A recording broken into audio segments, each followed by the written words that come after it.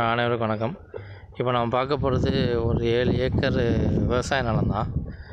தர்ஷா தான் போட்டு வச்சுருக்காங்க. அந்த 7 ஏக்கரை உடச்சி கூட நம்ம கேட்கலாம். எங்கே இருக்குதுன்னு பார்த்தீங்கன்னா, இது வந்து மதுரை அழகுவேல் ரோட்டுக்கும் திருச்சி பைபாஸுக்கும் நடுவில் இருக்குது. கரெக்டாக உங்களுக்கு சொல்லணும் அப்படின்னா, இப்போ திருச்சி பைபாஸ்லேருந்து மாங்குளம் போகிற வழியில் பூசாரிப்பட்டி, அதில் வந்து உள்ளே வந்தோம்னா பட்டணம்.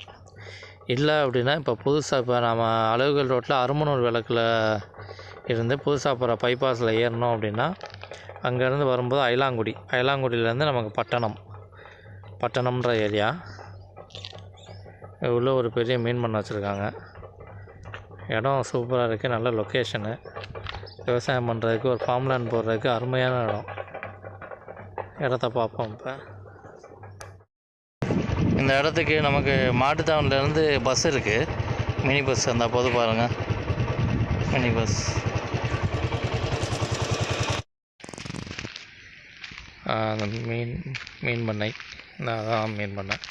அதிலேருந்து வந்தீங்க, அதுலேருந்து அப்படியே ரோட்டுக்கு இந்த பக்கம் மொத்தம் 7 ஏக்கரு.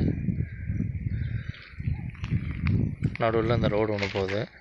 ரோடு வந்து பொது ரோடு தான். தென்னை மரமாக தெரியுது பாருங்கள், ஒரு பில்டிங்கோட.